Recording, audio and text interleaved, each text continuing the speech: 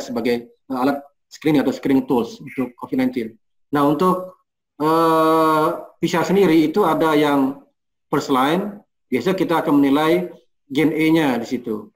Kemudian biasanya untuk lab yang lebih canggih dia akan menggunakan juga konfirmasi screening dengan RDRT gen, dan ada juga lab yang memakai additional.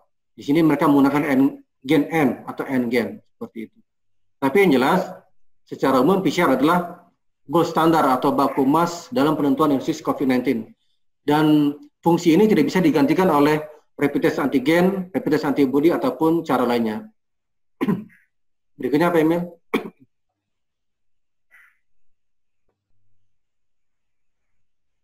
Nah, tetapi tetap ada kemungkinan yang namanya alat ya, tetap ada yang namanya kemungkinan false negatif.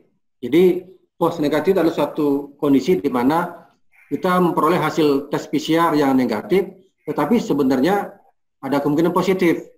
Dan ini bisa terjadi pada beberapa kondisi, misalnya waktu dan pengambilan sampelnya itu tidak benar, seperti itu. Kemudian ada error atau kesalahan dalam sampling swab-nya, dalam pemakaian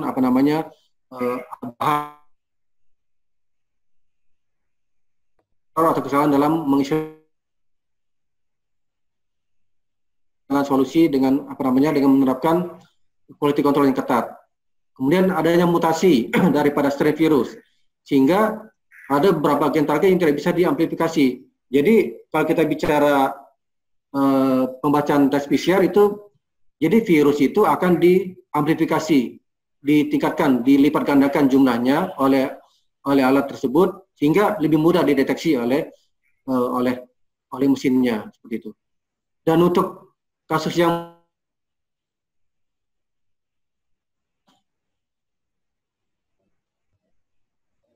beberapa atau multiple gen target seperti itu.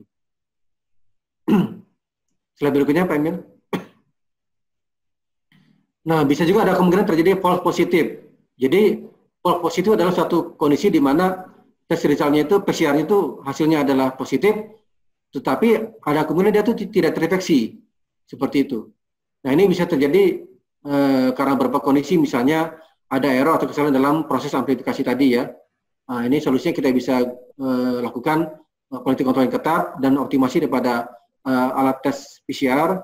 Kemudian ada reaksi silang atau cross reaction dengan virus SARS-CoV yang lainnya. Nah, di sini kita harus gunakan minimal harus kita gunakan 2 gen target. Seperti itu. Ada juga kasus yang jarang tapi terjadi juga di sekitar kita, prolong positive case. Jadi ada kasus di mana hasil PCR-nya itu positif dan ini bertahan lama dalam tubuh seseorang. Tetapi sebenarnya virus yang ada dalam tubuh orang tersebut dia tidak lagi menginfeksi, tidak lagi menularkan. Tapi tetap dibaca oleh alat PCR seperti itu.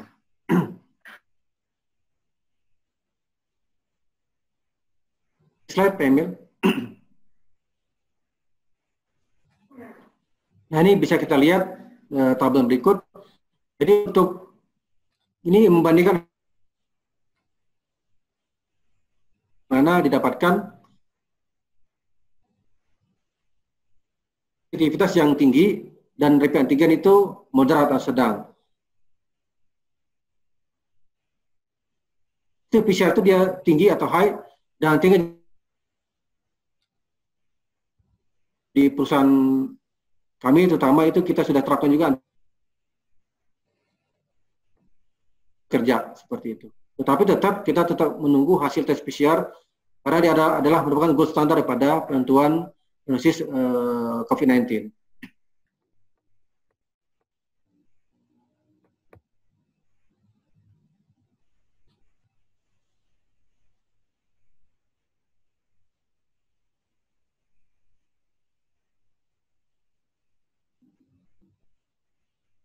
Nah ini di sini kita mengenal juga dalam pandemi ini kita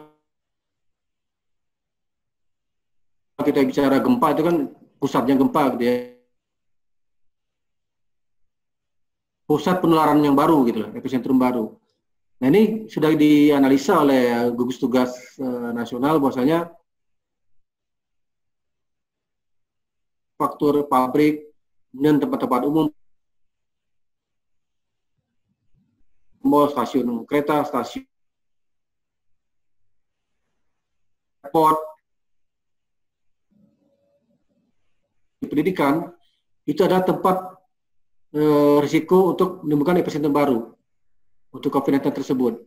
Di mana di sini terjadi pergerakan orang yang cukup banyak, ada mobilitas orang cukup banyak, tempat orang berkumpul, kemudian di sini terjadi interaksi antar orang ya, dari ragam usia, ragam kondisi kesehatan, ragam ilmu atau pengetahuan, keyakinan dan gaya hidup.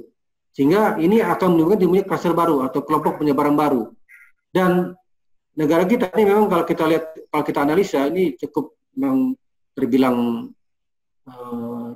telat ya dalam penanganan COVID-19 dari awal ya. Karena sebenarnya kalau kita belajar dari negara lain seperti Vietnam itu sebenarnya kalau kita cepat di awal itu pola penyebaran transmisi mungkin hanya bersifat di kelas pola penularan COVID-19 ini dia individu dulu, individu ke individu, kemudian individu ke kelompok dan individu, dan baru nanti kelompok ke masyarakat. Nah, yang terjadi sekarang adalah transmisi di tingkat komunitas atau masyarakat. Jadi kita tidak bisa lagi membedakan kalau kita berada bisa di pasar, di toko, di stasiun itu kita nggak bisa lagi membedakan ini orang ini sehat atau enggak gitu loh. Padahal kalau kita lakukan secara cepat di awal, kita bisa membatasi sampai tingkat klaster, hanya pada tingkat kelompok-kelompok tertentu, sehingga tidak jumlahnya tidak bertambah banyak dan tidak terjadi paranoia sosial. Karena sekarang ini banyak kita jumpai sebagai masyarakat yang mengalami fobia atau paranoia terhadap COVID-19 tersebut ya. Itu sering kita jumpai di kisaran kita. Ya, next slide Pak Emil. Nah, langkah tadi kita jelaskan langkah pertama asesmen atau penilaian. Kemudian dari situ kita membuat langkah kedua ya. Kita pindah ke langkah kedua, kita lakukan mitigasi. Jadi dari asesmen itu kita membuat rencana mitigasinya atau mitigasi plan-nya. Nah, untuk perusahaan di tempat kita bekerja itu untuk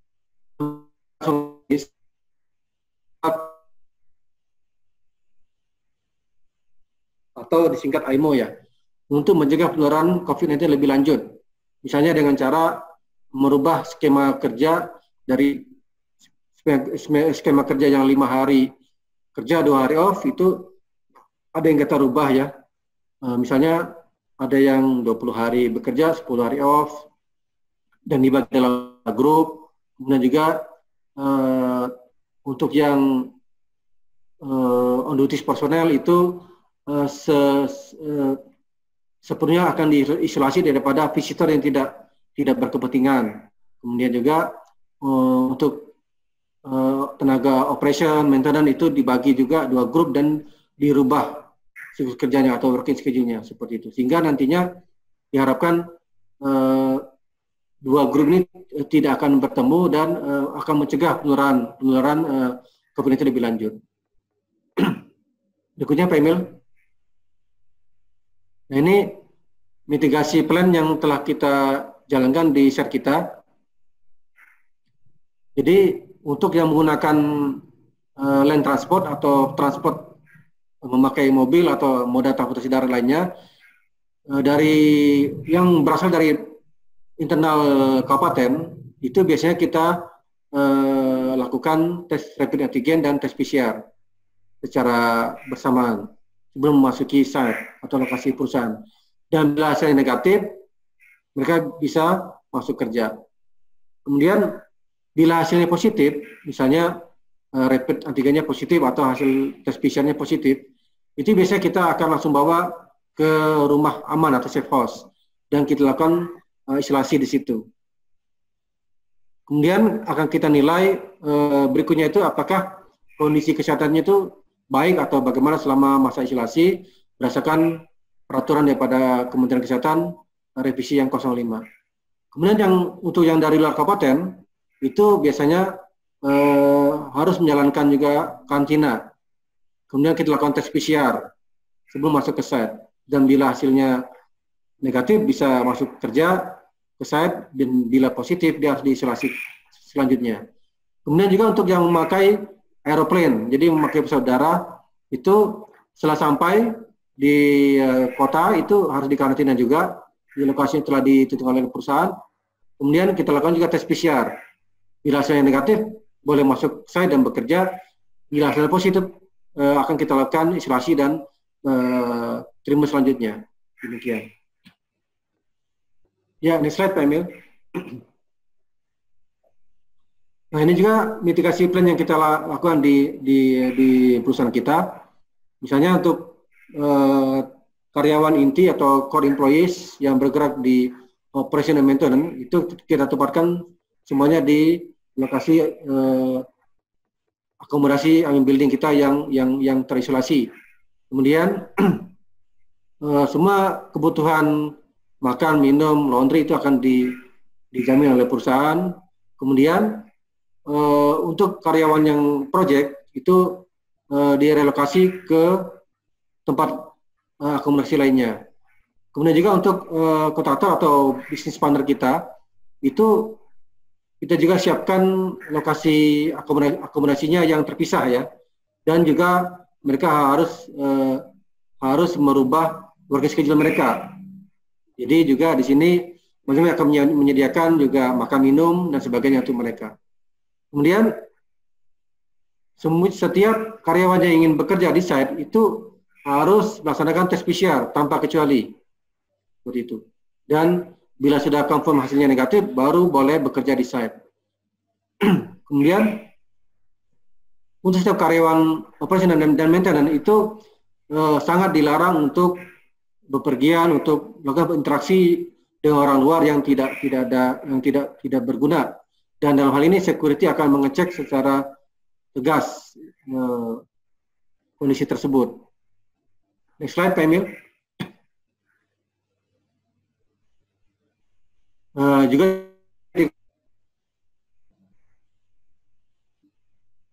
face mask ya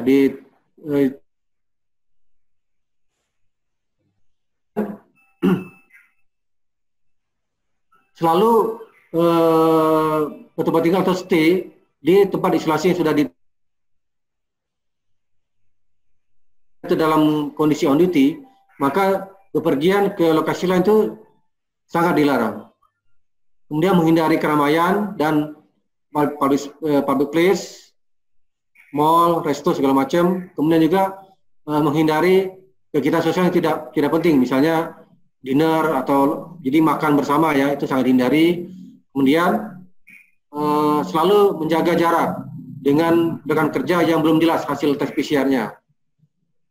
Kemudian selalu menjaga dan menerapkan praktek hygiene pribadi yang baik, pola nutrisi ya, jadi selalu menjaga pola nutrisi kita, kemudian olahraga yang teratur, dan selalu memonitor kesehatan kita masing-masing.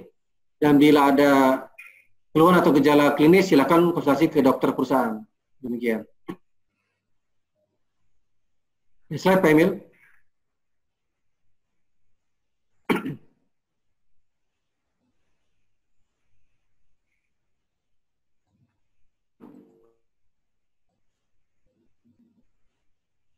Kita lakukan dalam rangka pencegahan daripada COVID-19 tersebut. Jadi kita akan mereview, akan mengkaji kembali, mengkaji ulang prosedur daripada bisnis continuity kita. Apakah perlu kita update atau bagaimana. Kemudian juga kita akan mereview juga protokol di site terkait protokol kesehatan yang kita jalankan untuk karyawan dan kontraktor.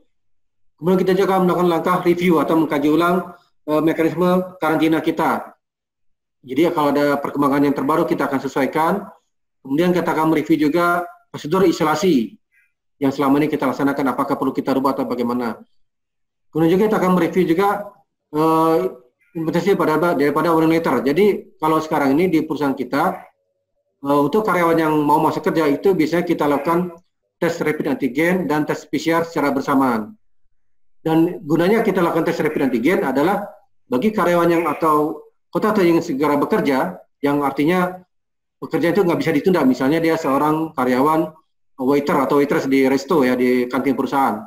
Di mana kalau dia tidak bekerja hari itu, sedangkan temannya sudah pulang nih ke rumah ya.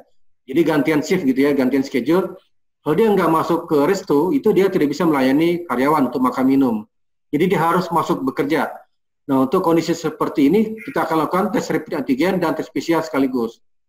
Tapi bagi karyawan yang mungkin bisa kita tunda pekerjaan sehari atau 2 hari, misalnya dia karyawan pemotongan rumput atau grass cutter, atau mungkin dia karyawan maintenance yang pekerjaan bisa di schedule di hari berikutnya.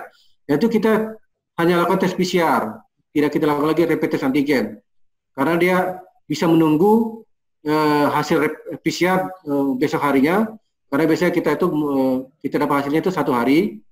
Nah, selama 1 hari menunggu itu dia harus isolasi di kamar, makan minum diantar ke kamar, dan dia tidak boleh keluar kamar. Seperti itu, nggak boleh interaksi dengan karyawan lainnya sebelum hasil tes PCR-nya itu dinyatakan negatif. Seperti itu. Dan sekarang kita sudah mulai terapkan warning letter. Jadi pada saat ada karyawan yang tidak menerapkan protokol secara ketat yang sudah kita anjurkan, maka manajemen bisa memberikan surat peringatan kepada karyawan tersebut. Jadi tidak pandang bulu, ada bisa juga kita pada karyawan juga pada kontraktor seperti itu. Sampai sini ada yang tanyakan? Silakan.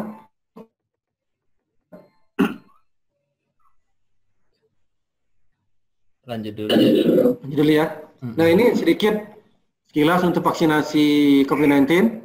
Jadi untuk di negara kita dari bulan Agustus itu kita sudah melaksanakan uji klinis ya fase ketiga di Kota Bandung ya untuk 1.620 sukarelawan atau volunteer. Di sini kita memakai vaksin yang dari pabrik Sinovac dari Tiongkok Cina. Dengan eksekutornya adalah dari PT Bio Farma selaku produsen vaksin. Kemudian kita juga mengajak bersama dengan FK Pajajaran Bandung dan dengan Pemda Bandung. Rencananya ini akan selesai pada akhir Januari 2021 dan sampai saat ini itu yang drop 15 orang ya. Jadi tidak banyak, jumlahnya sangat kecil, dan sampai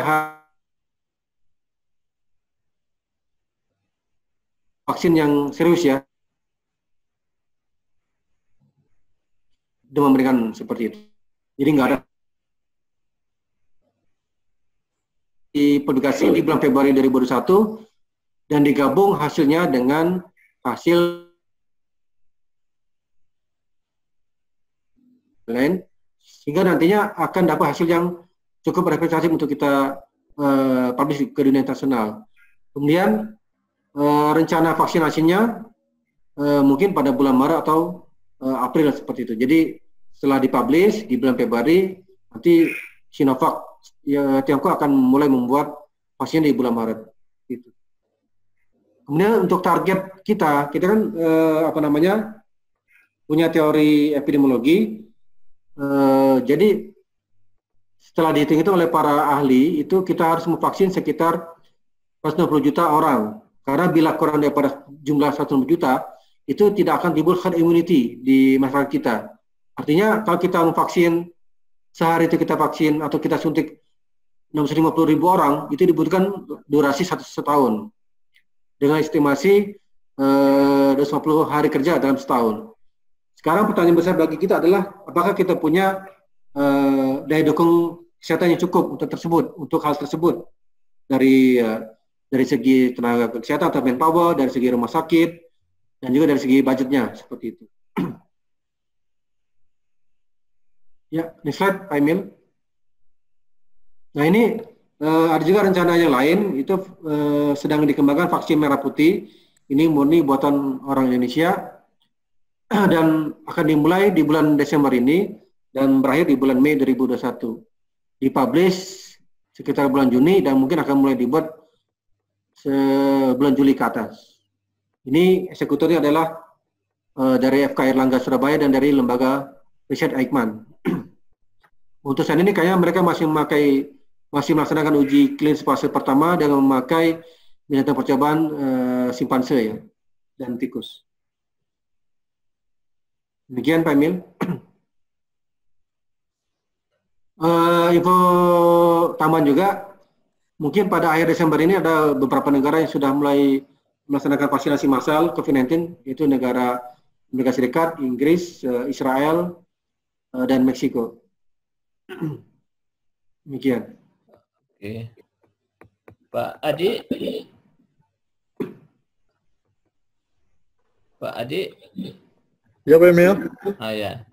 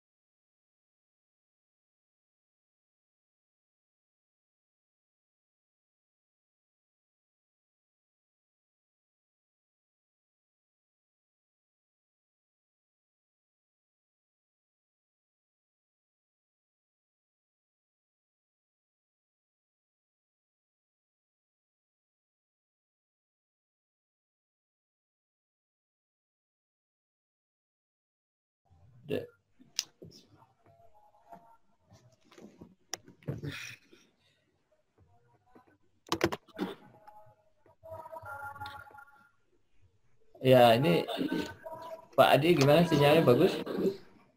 Bagus, Pak Emil. Bagus. Kita masuk ke sesi tanya jawab ya, Pak Emil ya. Ini ada Pak Pandi satu lagi tuh, Pak Pandi. Pak Pandi. Ya, Pak Pandi. Pak Pandi. Oke, Adi, baik. Silakan Pak Pandi.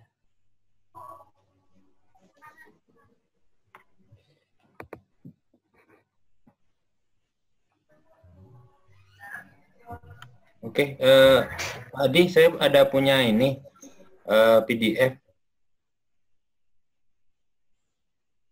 Silahkan Pak Pandi di-share.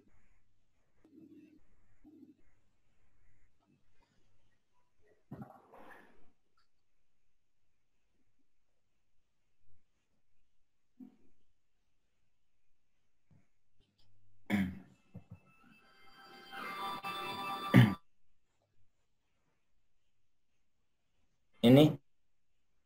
Iya, sudah. Sudah, Pandi. Warahmatullahi wabarakatuh. Waalaikumsalam. Assalamualaikum warahmatullahi wabarakatuh. Perkenalkan, nama saya satu pekerjaan dengan Dr. Tony. Saya paramediknya di perusahaan, yaitu perusahaan bergerak di bidang panas bumi, yaitu geotermal. Sesuai yang sudah dijelaskan Dr. Tony, itu tentang teoritisnya COVID-19. Jadi saya akan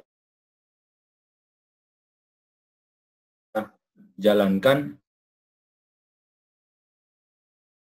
Kementerian Kesehatan dan Kementerian Energi, dan ada beberapa yang kita sesuaikan dengan peraturan kita di perusahaan, yaitu geotermal. Jadi di geotermal ini kita tetap mengacu kepada acuan dari Kementerian Kesehatan yang berkontribusi dengan Kementerian Energi dan Sumber Daya Mineral. Yaitu dalam rangka berpartisipasi dengan tatanan new normal, produktif dan aman dari coronavirus, serta berbagai upaya melaksanakan kegiatan operasi minyak dan gas bumi yang aman. Keputusan Menteri RI nomor 1.07 Menkes/328/2020 tentang panduan pencegahan dan pengendalian COVID-19 di tempat kerja, perkantoran, dan industri dalam mendukung keberlangsungan usaha. Yaitu upaya-upayanya, yaitu ini dari Kementerian ESDM ya, Kementerian Energi dan Sumber Daya Mineral, yaitu yang pertama membuat dan menerapkan protokol pencegahan COVID di tempat kerja. Jadi di perusahaan-perusahaan swasta maupun BUMN dan perusahaan industri itu tetap membuat protokol pencegahan COVID di tempat kerja, yaitu dibentuk oleh tim K3 dan tim kesehatan perusahaan, yaitu tim medis perusahaan. Yang kedua, melakukan upaya mitigasi dan kesiapan tempat kerja secara optimal, sehingga dapat beradaptasi melalui perubahan pola hidup pada situasi COVID. Jadi, dengan situasi COVID, bagaimana perusahaan agar tetap bisa berproduksi. Itu yang ketiga, memastikan kapasitas sistem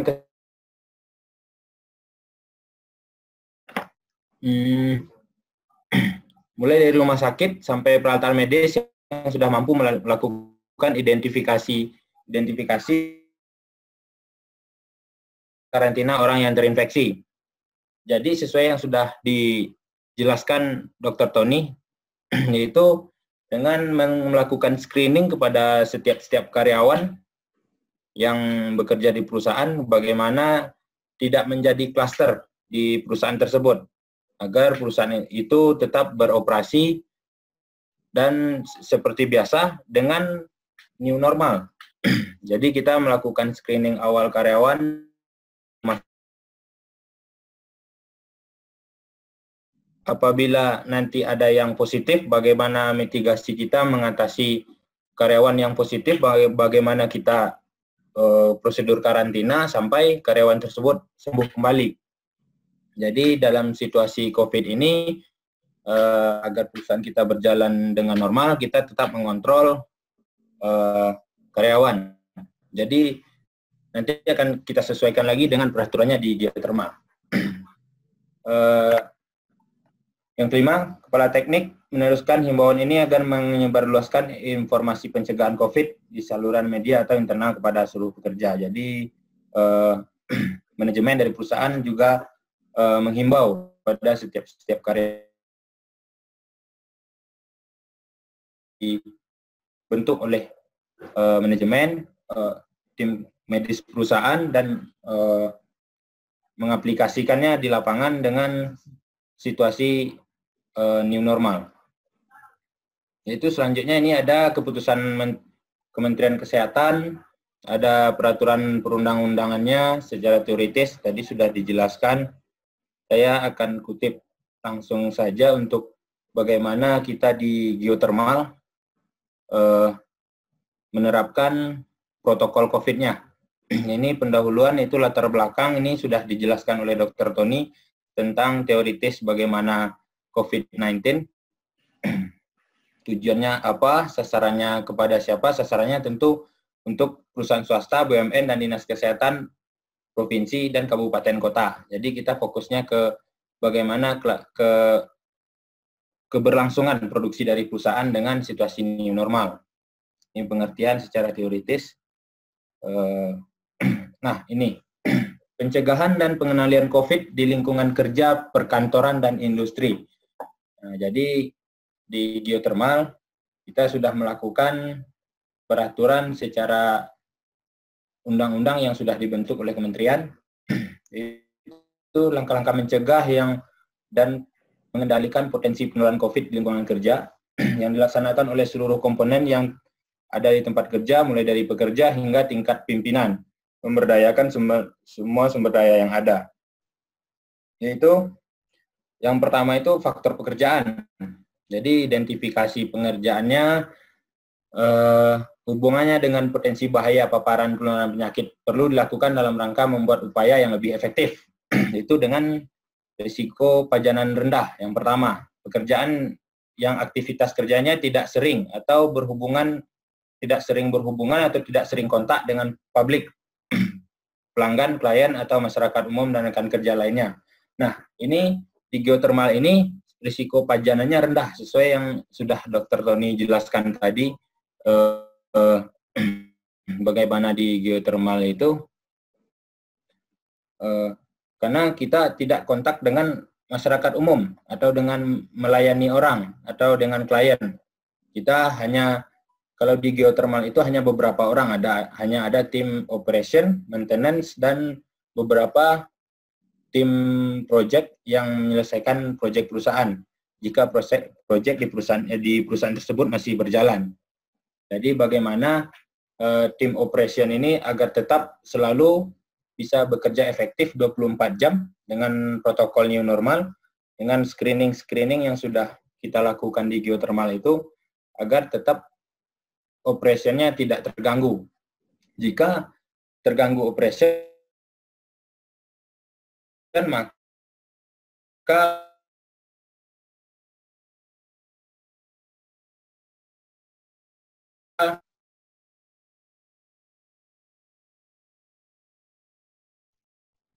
perusahaan tersebut menggunakan uangnya dengan mengoperasikan listrik kalau geothermal. Jadi bagi itu, Dr. Tony, bagaimana screening awal sebelum masuk kerja, bagaimana karyawan yang cuti balik lagi ke site untuk dan PCR-nya yang sudah diatur dalam undang-undang, jadi sudah kita lakukan di perusahaan. Berikutnya, risiko pajanan sedang. Kerja yang sering berhubungan atau kontak dengan masyarakat umum atau rekan kerja. Nah, ini yang masyarakat umum ini seperti perusahaan bergerak di bidang penjualan, itu biasa berhubungan dengan semua orang. Di rumah sakit juga seperti ini, risiko pajanan sedang. Jadi ini tidak termasuk di geothermal, karena di geothermal hanya ketemu dengan beberapa rekan kerja gitu. Jadi bagaimana kita tetap menjalankan, walaupun bagaimana mereka tetap menjalankan protokolnya agar tetap. Yang selanjutnya, risiko pajanan tinggi, pekerjaan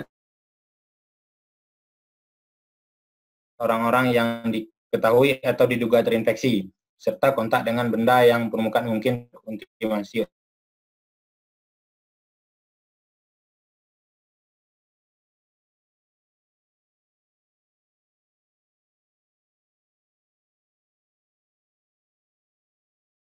Kita. Jadi setelah karyawan pulang dari hari libur, balik lagi ke site, kita melakukan screening antigen dan PCR, kita dapatkan karyawan ada yang positif. Jadi bagaimanakah cara kita memitigasi tersebut agar produksi itu tetap berjalan. Jadi kita melakukan screening yang sangat ketat kepada karyawan yang akan mulai kerja lagi ke site untuk apakah terpapar setelah mereka cuti atau off atau libur dan lain-lain. Jadi kita tetap melakukan screening yang ketat untuk sebelum masuk ke kawasan perusahaan. Yang kedua itu faktor di luar pekerjaan. Nah, faktor yang didapat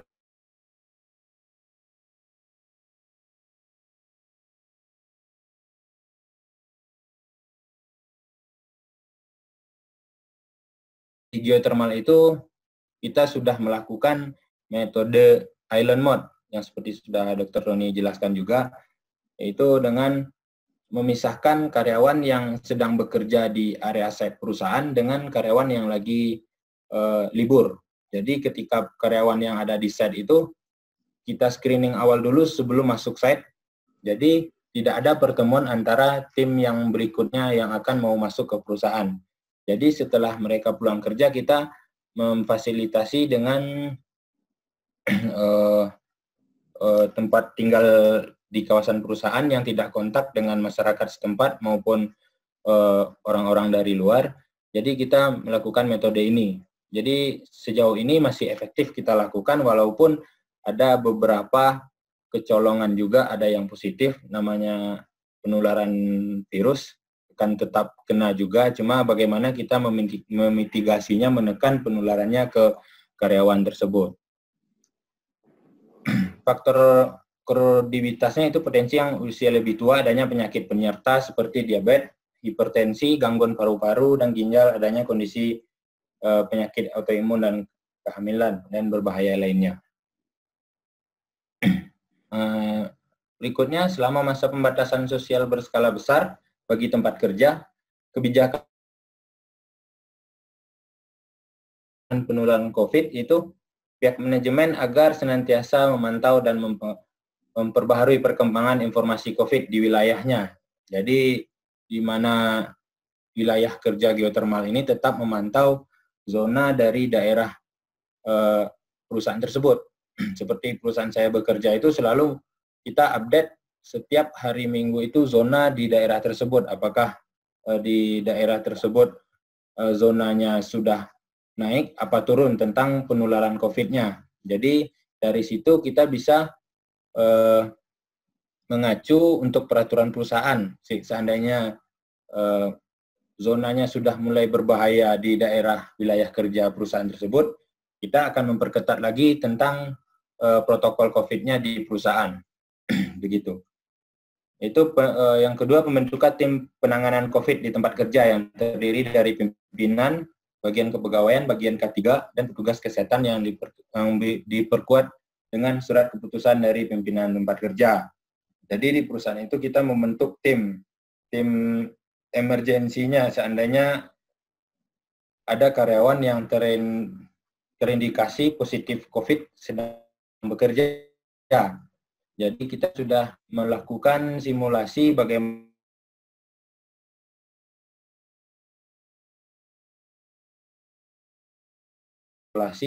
kita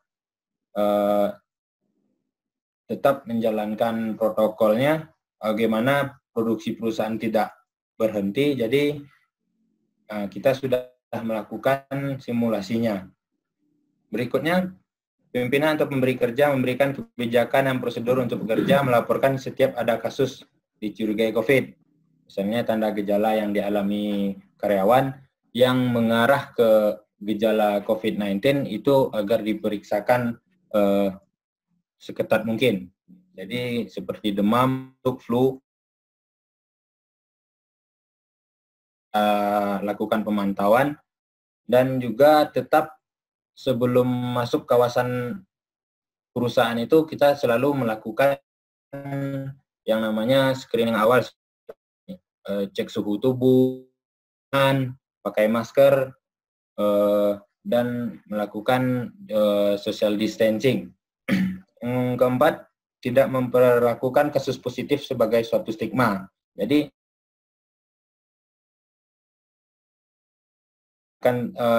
produksi akan tetap berjalan sebagaimana mestinya. Jadi sesuai yang sudah kita bentuk tim emergensinya, bagaimana memperlakukan seandainya ada indikasi karyawan yang terpapar COVID-19. Nah, dan yang selanjutnya pengaturan bekerja dari rumah. Jadi di geothermal itu kita udah menerapkan peraturan yang work from home. Jadi bagi karyawan yang tidak terlalu produktif di kawasan perusahaan akan kita lakukan kerja dari rumah. Jadi yang inti-intinya saja yang ada di perusahaan seperti production untuk menjalankan produksi dari perusahaan yang bekerja 24 jam dan tim operation, maintenance, yang maintenance perusahaan di geothermal itu mungkin beberapa kita pisahkan. Dari jumlahnya biasanya ada 20 orang, sekarang kita bagi 2. Bagaimana agar social distancing dapat dilakukan dan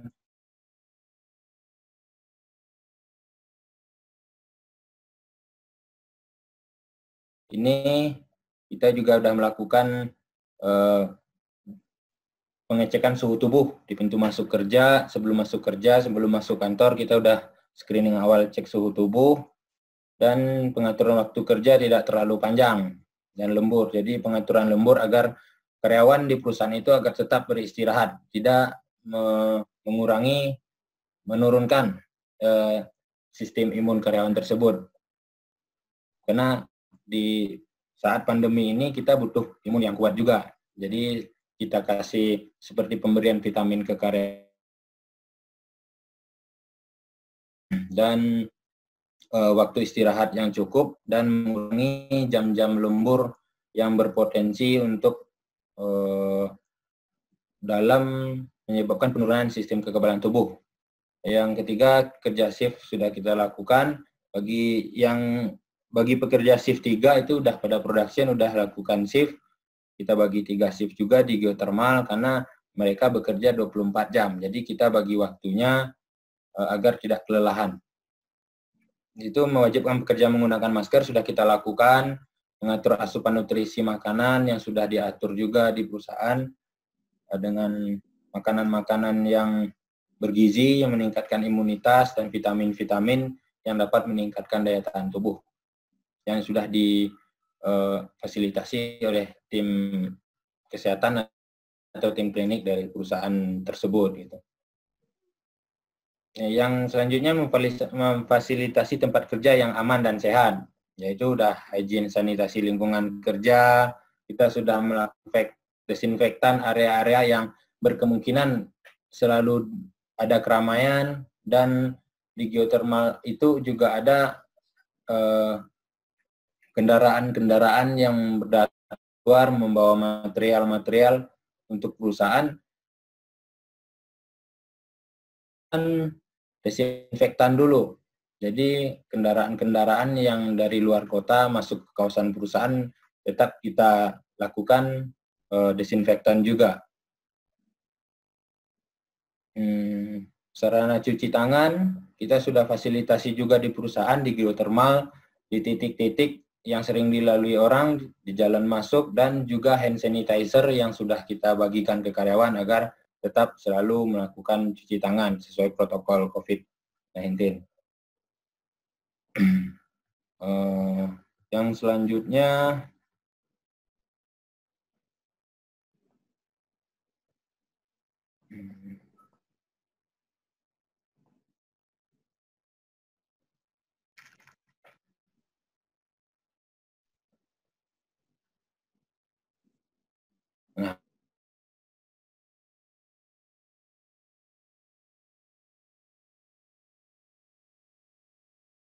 COVID ini pemerintah berkoordinasi dengan instansi terkait dalam gugus tugas percepatan penanganan coronavirus disease pemerintahan, yaitu berkoordinasi dengan dinas kesehatan setempat, melakukan penilaian risiko terhadap wilayah, itu juga sudah kita lakukan demi kelangsungan perusahaan juga, yang kedua dari dinas ketenagakerjaan dan puskesmas setempat tentang penanganan COVID juga, seandainya dari terjadi penularan skala besar di rumah sakit di perusahaan, kita juga sudah memitigasi hal tersebut.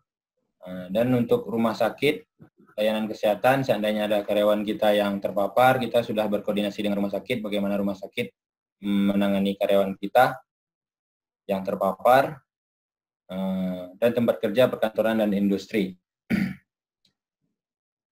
Menutup, ini yang terakhir, panduan pencegahan COVID, tempat kerja, perkantoran, dan industri disusun secara umum untuk membantu dunia kerja dalam meningkatkan peran dan kewaspadaannya untuk mengantisipasi penularan COVID di lingkungan kerja, serta memberikan perlindungan seoptimal mungkin bagi kesehatan pekerja. Panduan ini dapat dikembangkan oleh masing-masing tempat kerja sesuai dengan kebutuhannya. Diharapkan dengan keterlibatan semua pihak, baik pemerintah, dunia usaha, dan masyarakat dalam pencegahan penularan COVID-19 ini, di tatanan tempat kerja dapat membantu meminimalkan dampak yang ditimbulkan oleh COVID-19 terhadap keberlangsungan dunia kerja, dan secara makro dapat berkontribusi menekan COVID-19 pada masyarakat sehingga penyebaran COVID-19 dapat dicegah dan dikendalikan dengan baik. Baik, itu saja dari saya tentang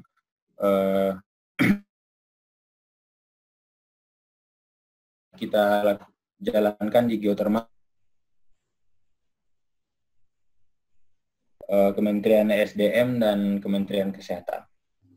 Baik, itu saja. Terima kasih. Assalamualaikum warahmatullahi wabarakatuh. Waalaikumsalam. Waalaikumsalam warahmatullahi wabarakatuh. Terima kasih kepada Pak Fandi. Selanjutnya kita masuk ke sesi tanya jawab ya, Pak Emil ya. Ya. Ini materi ini sebenarnya sangat penting dalam pada masa sekarang, karena dengan adanya prosedur yang sudah mantap, sehingga bisnis continuity plan itu tetap berjalan, ya. Ini kita sudah tampilkan, undang Pak Dr. Tony dan Pak Pandi untuk berbicara sini. Mungkin teman-teman kalau mau bertanya atau apa yang perlu kita kurang jelas supaya dapat penjelasan dari narasumber yang berkompeten. Silakan teman-teman langsung bertanya, tak apa.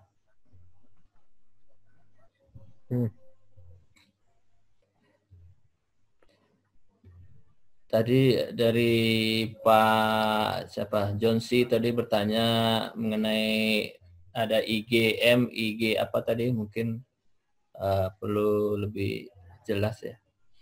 Bisa dijelaskan lagi.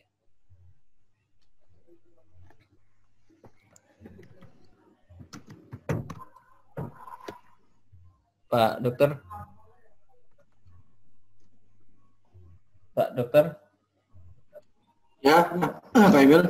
Ya, itu saya yang bertanya duluan nih. Belum ada, sambil nunggu teman-teman bertanya, yang istilah-istilah dalam indikasi seorang itu kena COVID apa enggak, ada IgM, ada IG apa lagi tadi, banyak istilahnya. Itu di rapid test itu kan kalau garisnya 2 itu udah negatif gitu ya. Tapi maksudnya apa 2 itu, apakah sudah valid apa belum? Nah itu bisa dijelaskan lagi, Dok.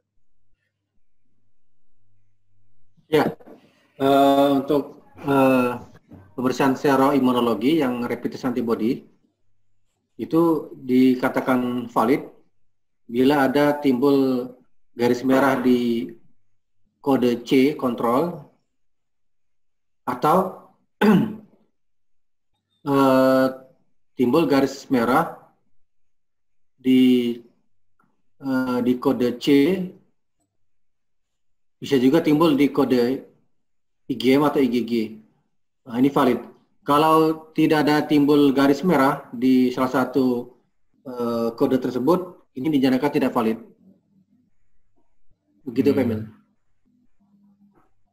Iya. Kalau yang di kurva grafik ini tidak, ini ada IgM, ada IgG. Ya. Untuk yang imunoglobulin M, jadi prinsip berpikirnya rapid antibody ini adalah ingin menunjukkan apakah tubuh kita itu telah membentuk antibody atau benteng pertahanan terhadap virus COVID-19 yang masuk ke tubuh kita. Jadi kalau dia membentuk benteng pertahanan tubuh, itu akan timbul antibodinya di situ. Nah, di sini untuk yang terpapar infeksi awal itu akan timbul garis merah di immunoglobulin M atau IgM. Dan pada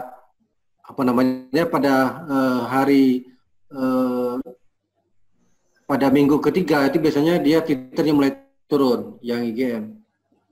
Dan bila tubuh kita itu membentuk antibodi dan seterusnya menuju kepada proses penyembuhan atau recovery, biasanya itu immunoglobulin G itu akan muncul. Akan muncul garis merah di IgG, di immunoglobulin G. Artinya tubuh kita itu sudah menuju proses penyembuhan atau recovery, dan recovery ini biasanya akan muncul terus, bisa muncul terus. Selama tubuh kita itu membentuk antibody, dia akan bisa muncul terus. Jadi misalnya pada bulan ini dia dites rapid test antibody, tapi pada bulan berikutnya itu bisa muncul, tetap muncul garis merah di IgG. Bisa juga seperti itu. Iya. Tapi kadang kita pakai yang rapid test itu, ada beberapa kasus walaupun sudah di rapid test, ternyata kalau di PCR itu hasilnya berbeda, tidak sama, tidak inline ya, tidak dengan hasil rapid test. PCR-nya positif, rapid-nya negatif, gimana tuh dok? Case-case kayak gitu. Iya, karena memang konsep berpikirnya rapid test antigen ini adalah screening tools, alat screening awal saja. Jadi dia bukanlah alat tes yang kita bisa gunakan sebagai gold standard. Untuk gold standard atau baku emas itu tetap kita menggunakan tes PCR. Seperti itu. Jadi bisa saja terjadi kita rapid antigen dia hasilnya negatif, kemudian kita lihat di hasil tes PCR dia positif. Bisa saja terjadi karena di pembacaan hasil tes PCR itu virusnya akan diamplifikasi, dilipat gandakan jumlahnya oleh alat tersebut, oleh mesin PCR tersebut, sehingga apa-apa yang miss yang di pembacaan hasil rapid antigen itu bisa muncul di hasil pembacaan PCR. Seperti itu Pak Emil. Jadi masih ada kemungkinan rapidnya negatif tapi PCR-nya positif. Seperti itu. Oke. Jadi bukan gold standar lah ya untuk yang pakai rapid test itu ya.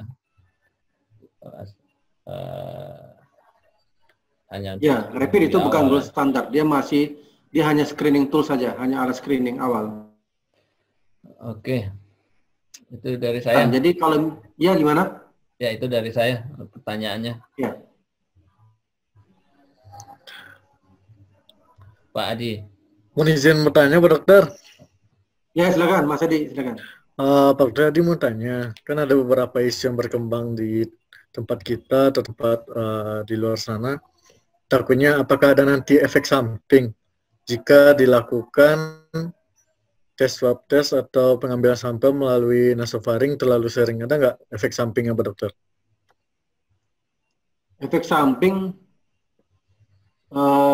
paling ya kalau misalnya pengambilan swab itu adalah terlalu dalam, karena kita ketahui bersama bahwasanya di rongga hidung itu kan ada anyaman pembuluh darah kecil-kecil, istilah medis itu plexus ya. Di situ ada yang namanya plexus Kieselbach. Nah, itu kalau seringkali dia robek dan berdarah, mungkin untuk seterusnya itu akan timbul gejala mimisan. Jadi mungkin setelah berapa kali di swab, mungkin saja ya, tapi tidak semua orang mengalami ini. Mungkin pada kondisi yang lain selain swab, recovery anyaman pembuluh darah itu belum sembuh betul seperti itu. Bisa saja terjadi. Jadi dia akan seringkali mengalami masa datang gitu, seperti itu.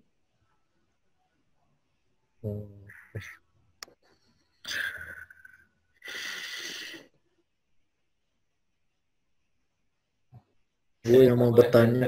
Swab ya.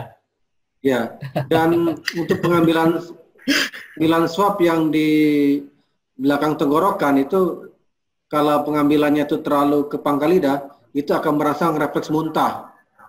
Ya. Ya. Tapi merusak juga kalau yang di tenggorokan juga rusak juga, ada sel juga yang rusak di kalau pengambilan. Iya, kalau di pangkal tenggorokan itu kan ada refleks muntahnya, refleks vagus itu. Dan di situ juga ada otot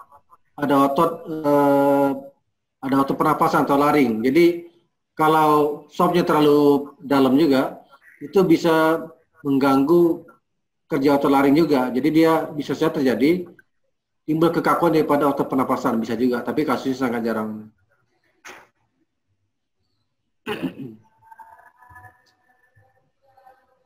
Makanya kalau sekarang ini pengambilan swab lewat tenggorokan itu sudah hidung, ada yang satu lubang, ada yang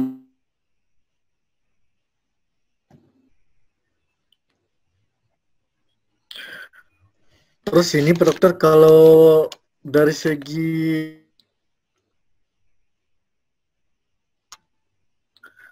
untuk virus corona ini, gimana penyebarannya Pak Dokter? Dia lebih suka ke suhu yang dingin atau gimana, Dokter?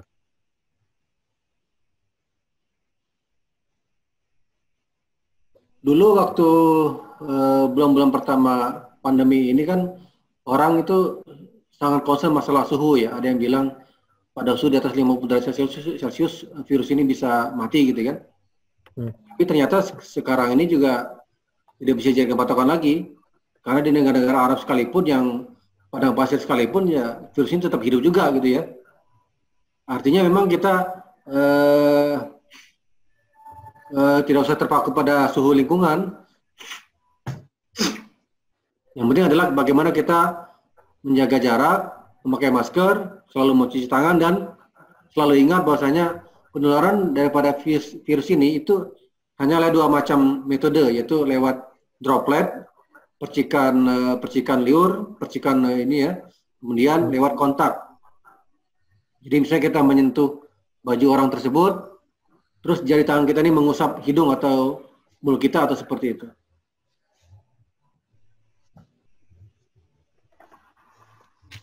Mikir Mas Adi.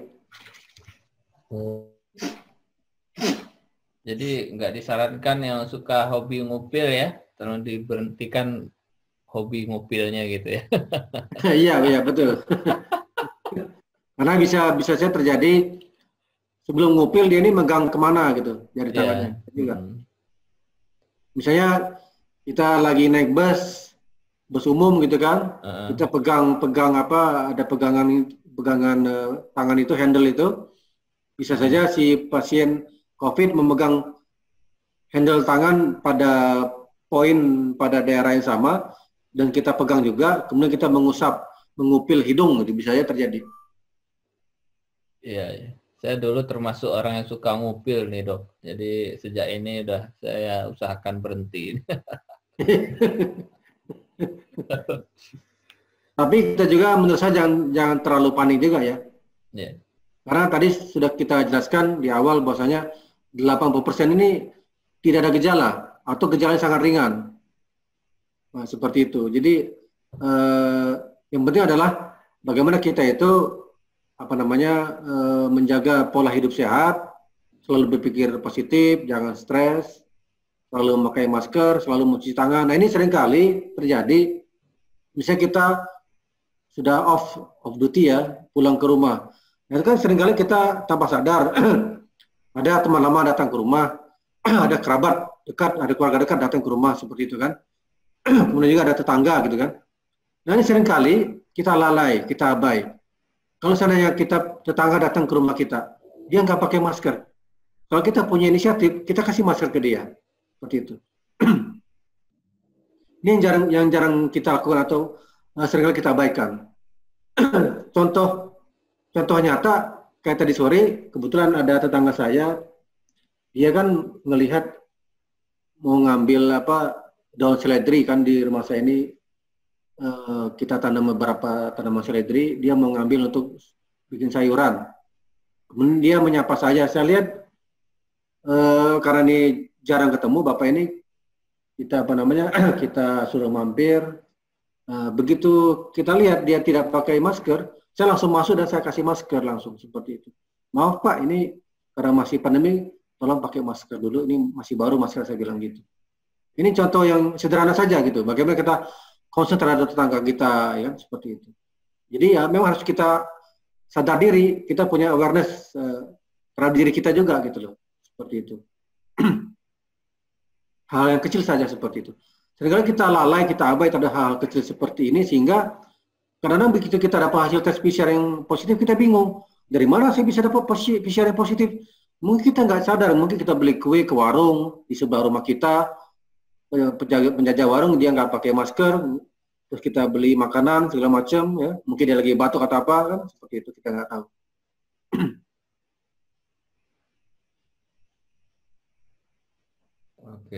Oke. Terima kasih Dok. Ya Adi.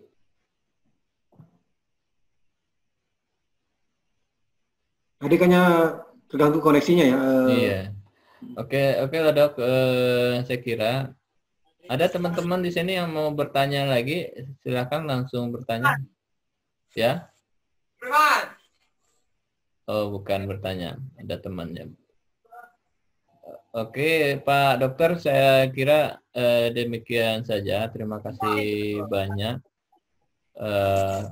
atas waktu dan tenaganya. Ditutup lagi ya, Pak Emil? Sudah. Ya. Adi, oke Adi. Gimana Pak Emil? Silakan Adi. Tadi saya panggil tidak aktif. Silakan di closing Adi. Ya, mungkin Adi susah sinyalnya. Itu Pak Dokter, terima kasih Pak Dokter dan Pak Pandi yang sudah Pak Emil sama-sama Pak Emil. Yang sudah memberikan knowledge ya, ilmunya buat kita bersama. Semoga bermanfaat kita bersama-sama. Mudah-mudahan amal jariah ini bermanfaat buat Pak Tony dan Pak Pandi. Oke, kita sudahi acara kita. Kalau tidak ada yang bertanya, tetap stay tune di Ethos Energy karena topik malam ini berbeda dari yang lain, karena topik yang sebelumnya adalah mengenai keteknikan, tapi malam ini khusus topiknya mengenai kesehatan di lingkungan kerja. Nah, kebetulan adalah kesehatan lingkungan kerja sekarang adalah COVID-19 yang lagi booming sekarang.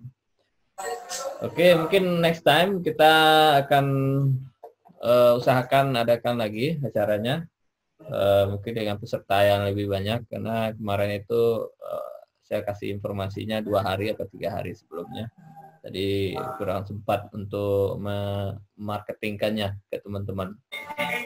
Oke, terima kasih banyak buat pemateri dan buat peserta semua.